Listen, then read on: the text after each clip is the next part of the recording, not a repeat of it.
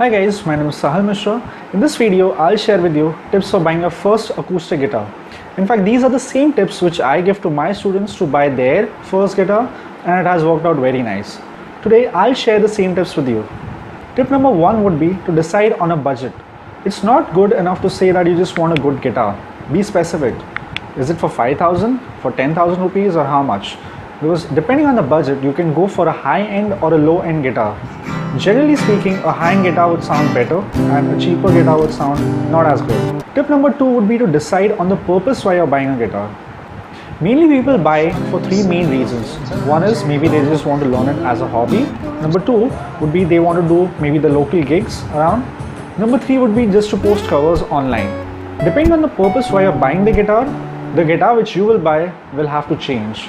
Tip number 3 would be the body size of the guitar. Now depending on the size of the guitar, we can have 3 types. One is a small size guitar, the second is a medium size guitar, and the third will be a jumbo size guitar.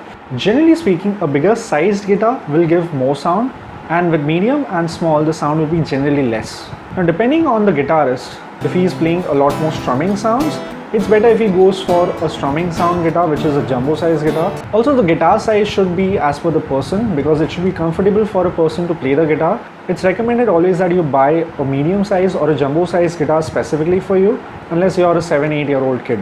Point number 4 would be, is it better to buy an acoustic or semi-acoustic guitar? Now here comes your purpose for buying the guitar again.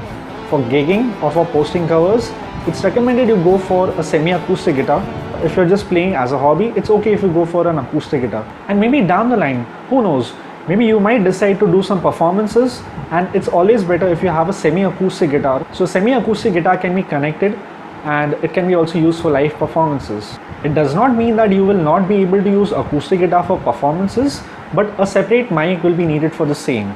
And if you're going for a semi-acoustic guitar, make sure it at least has a few knobs like the bass, mids, trebles, and the inbuilt tuner also. Point number 5 would be a cutaway heads, but it's not necessary. On a guitar, usually there will be a cutaway here. This helps you to access the higher frets of the guitar with ease. Many of the guitars do not have a cutaway because they give a broader sound. Depending on the reason why you picked up the guitar, whether to play leads or to play rhythm, it's always better that having a cutaway you can do both. Point number 6 would be the action of the guitar should be good. Now when I say action of the guitar, it means how far the strings are from the guitar. So the farther the strings are, I think you will agree that you will have to put more pressure to generate a sound, and the closer the strings are, which means the action is less, it's also better because it helps you to play with a lot more ease. This is a point which many guitarists don't think about when buying a guitar, and this can cause challenges many times. So always go for a guitar which is having good action and not too high action also. Tip number 7 would be reviews. Now many of you are going online and checking for reviews, and many times the reviews put may not be accurate.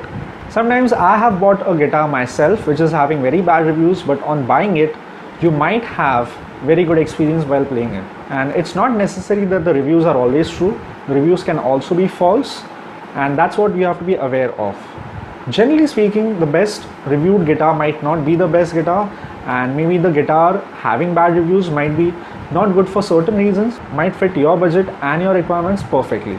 Point number 8 would be accessories to buy with the guitar. Now it's not just important to buy a guitar, but also to buy some necessary accessories which you will need down the line, and sometimes you will need it very soon than you think. Buying extra guitar picks would be a good idea. Generally speaking, I suggest going for picks which will be 1 mm and above. Buying a guitar capo will help because it can help you to play a lot more songs. Buying an extra set of guitar strings will also be helpful. Buying an Allen key will also be very nice because sometimes you will also need to check if the guitar action is good or not. And here comes the bonus tip which I want to give you right now. It's the presence of a truss rod on the guitar. While you're buying the guitar, make sure that it can have the truss rod adjustment. This helps the guitar action to be reduced, or it can also be used to increase the action of the guitar. Thanks a lot for watching the video guys. I hope you all learned something new. In case you're new here, make sure you do subscribe to the channel and press the bell icon.